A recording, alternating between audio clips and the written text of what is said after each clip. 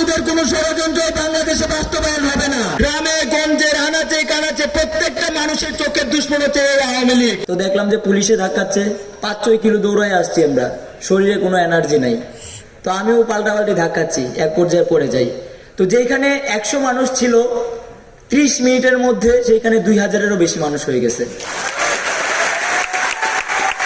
এবং 11 জুলাইয়ের পর থেকে স্বৈরাচারের কোন বুলেট এই দেশের ছাত্র জনতাকে দাবায় রাখতে পারে নাই। কেউ বুলেট ভয় পায় নাই। প্রতিযোগিতা শুরু হয়ে গেছে, কার আগে কে বুলেটের সামনে দাঁড়াবে। স্বৈরাচারের রক্তচক্ষুকে উপেক্ষা করে আমরা আজকের এই মঞ্চে দাঁড়িয়েছি।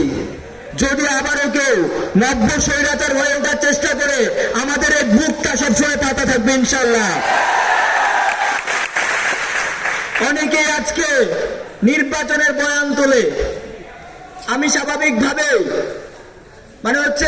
আওয়ামী লীগ নির্বাচনে আসবে কিনা সেই সিদ্ধান্ত নেবে বাংলাদেশের ছাত্র জনতা।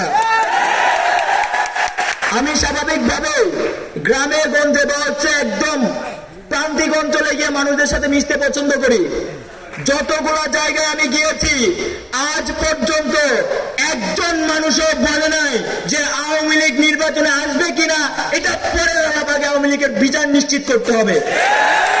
প্রত্যেকটা মানুষ গ্রামে গঞ্জের আনাচে কানাচে প্রত্যেকটা মানুষের চোখের দুশ্মন হচ্ছে আওয়ামী লীগ।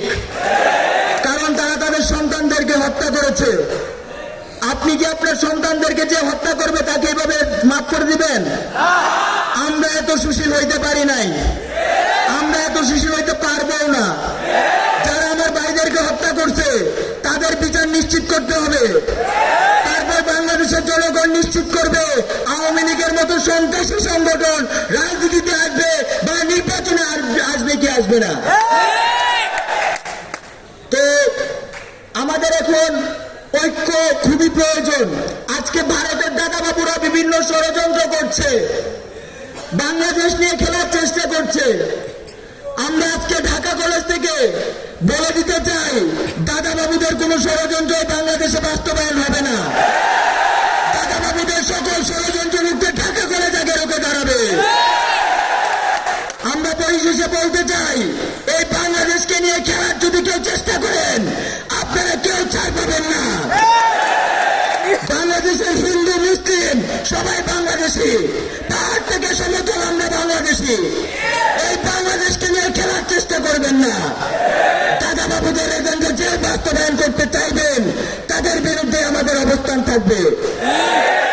প্রত্যেকটা দেশের সাথে যেভাবে বাংলাদেশের সম্পর্ক থাকে ভারতের সাথে সেভাবে বাংলাদেশের সম্পর্ক থাকবে।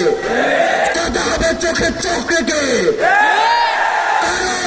কোন এজেন্ডা যদি এই দেশকে বাস্তবায়নের চেষ্টা করে তাদের বিরুদ্ধে চরম হুঁশিয়ারি জারি থাকবে ইনশাল্লাহ।